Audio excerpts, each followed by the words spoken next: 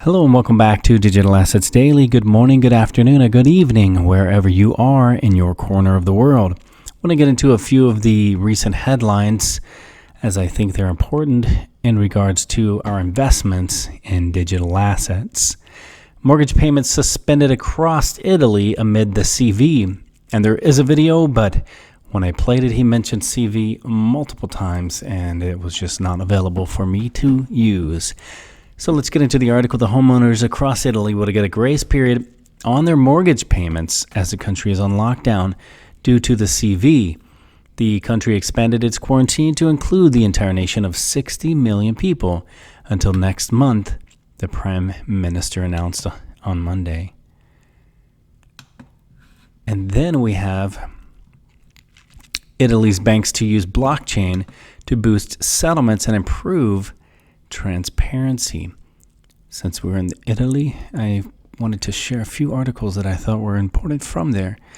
The Italian banks will deploy blockchain technology to run reconciliation starting in March 2020, as the Italian Banking Association reported on June 15.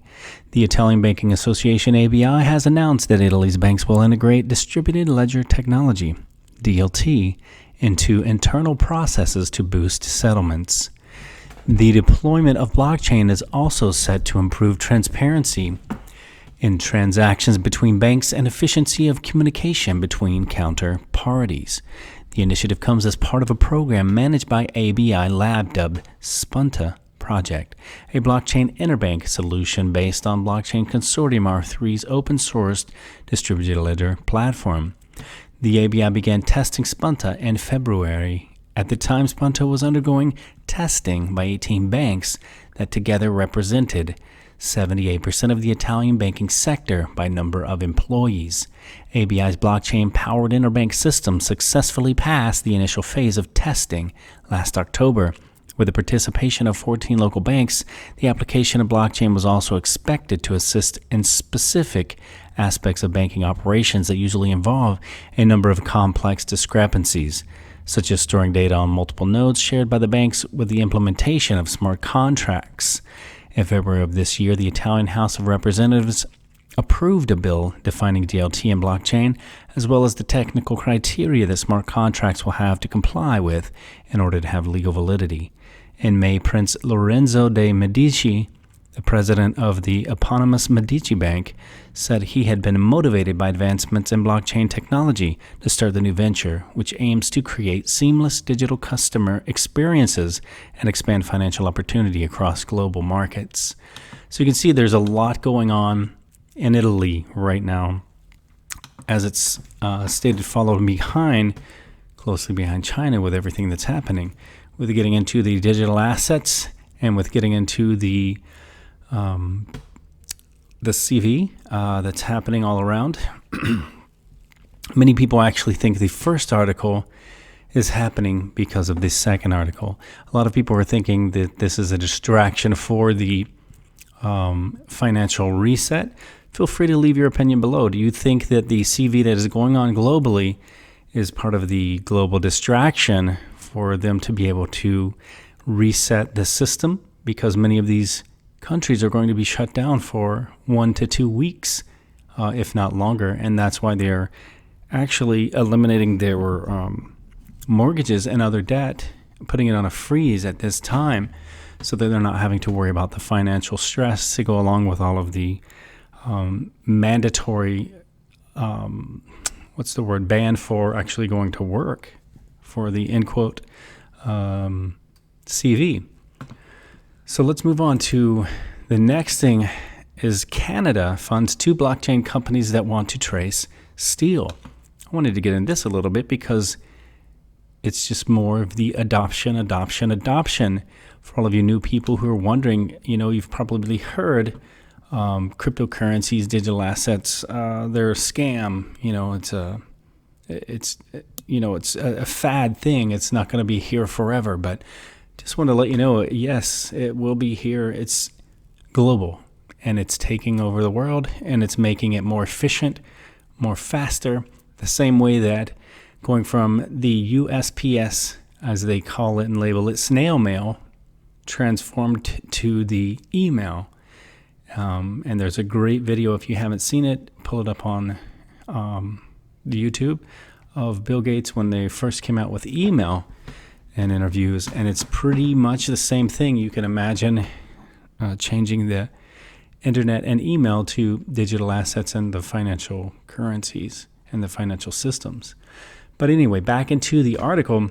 The Canadian authorities have just granted a significant amount of money to Peer Ledger and Mavennet, the two blockchain firms that are working on the development of a platform to trace steel, Ledger Insights has reported. The Innovation, Science and Financial Development Canada, ISED, has approved the provision of $150,000 USD to these companies. As part of the corporation, the Peer Ledger and Mavennet will work together to develop a proof of concept that aims to enable tracing of the whole steel supply chain through AI and crypto's underlying tech.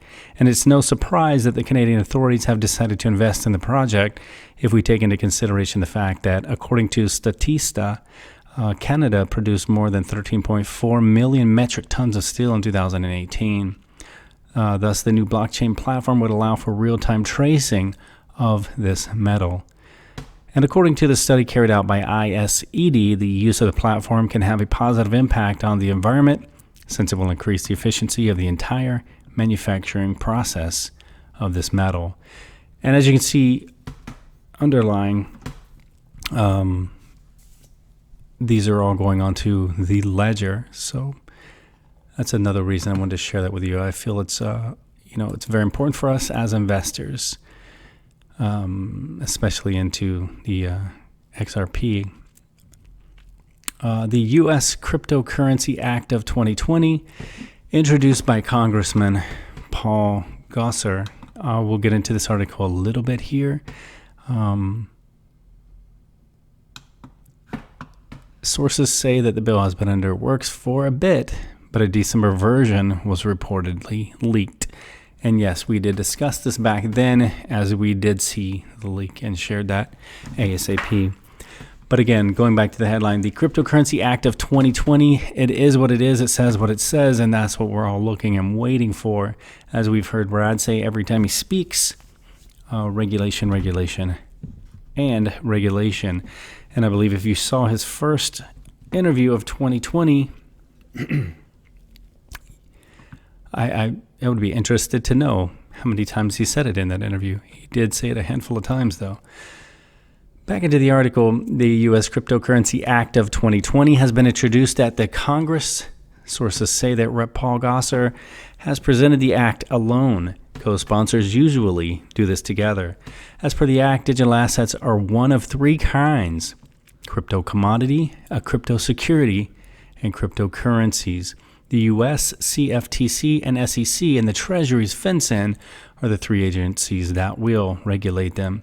And as we speak of Ripple and XRP, we do know that in the 2015 FinCEN settlement that XRP was labeled a currency. But we do know now, it was, as we've shared on our Twitter page, going into the final, I guess you could say the final days of the current lawsuit of, in quote, is XRP or is Ripple selling XRP as a security? It's been stated that it will be a commodity, and I've shared many of those articles directly from Ripple stating it's a commodity.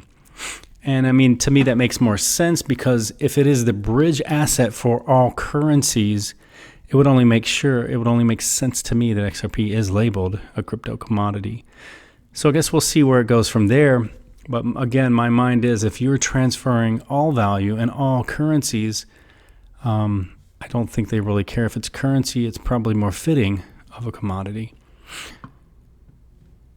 The tokens such as Bitcoin are considered to be crypto commodities. Stablecoins are considered to be cryptocurrencies. Sources say that crypto securities are covered under this description. All debt, equity, and derivative instruments that rest on a blockchain or decentralized cryptographic ledger. I'm reading this for the first time with you guys, so this is pretty exciting. I will say, in reference, if it is considered a cryptocurrency, it would be because of the title stablecoin. As we know, Payments Canada and the Bank of Canada during the CBDC trials with the Project Uben and the Project Jasper, XRP and Stellar, or actually they were labeled Ripple and Stellar with XRP and XLM, are labeled as stable coins. So it depends on what direction they want to go with this. They could all easily fall under the cryptocurrencies as well from directly out of this article. And again, we've shared all of that in video, and we've shared all of that on our Twitter page as well. So feel free to go back through our videos, as we don't label typically the hot headlines, as they say. We typically just put what's in the news, but the content is always exciting if you are an investor. And again,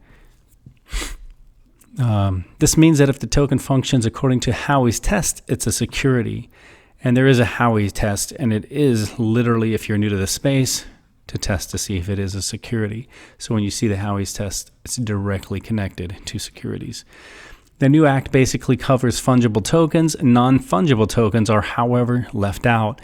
It leaves some speculation on how non-fungible tokens can be regulated.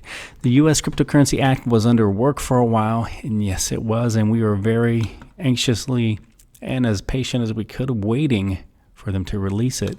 Sources say that the bill has been in the works for a bit, and a December version was reportedly leaked, as we just started this headline from, because we were part of that. To share that as fast as possible. The new version is more detailed, and technical terms and concepts have been reportedly difficult for the congressman to understand. The great thing about the bill is that the primary assignment of regulation is clear. This does a better role than the absolutes currently in operation.